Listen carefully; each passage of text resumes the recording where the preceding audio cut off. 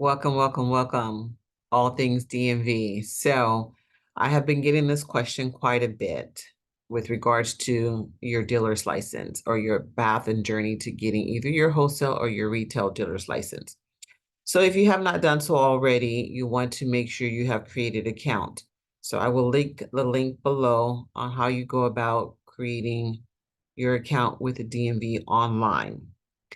Once you have your account created, you will log back in and you will click on your application, and then you will click on your checklist. And your checklist is where everything is held with regards to what still is pending in the completion portion or process of your application. And in that section, that is where you're going to see make an appointment to take your exam. Now, if you don't already know, you will need to take an exam through the DMV.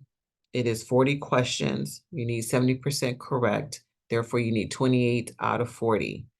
All right. So if you're looking to take the exam or you're looking first to get the required pre-licensing, which is a 6-hour course, you can also click the link below and we could take you into that as well. So let's just go ahead and click over so I can show you what the portal looks like and how you would click to set up your date, time, and location.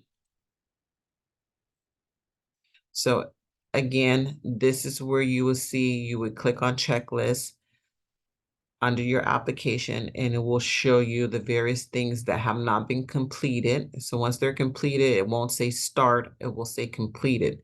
So just at a high level, quick snapshot, these are just a few of the things that you will need to upload to start your application and complete the process.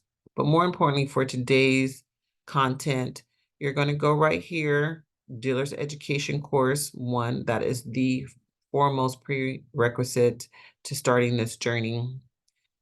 And again, I do offer this course, and I will leave that link below.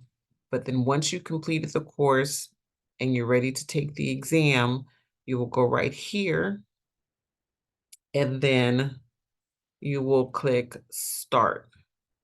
And then when you go over to the start, that's when you will look for your location, date, and time, and then you will click that. You will get an email and then a notification that your request has been received. And then if you need to go back and change it, then you would just go back again here under Start and edit, change, or cancel that date. And it's really just that simple. All right. So again, everything is online. It is fairly effortless for the most part. Thank you for joining me today, and have a great rest of your day.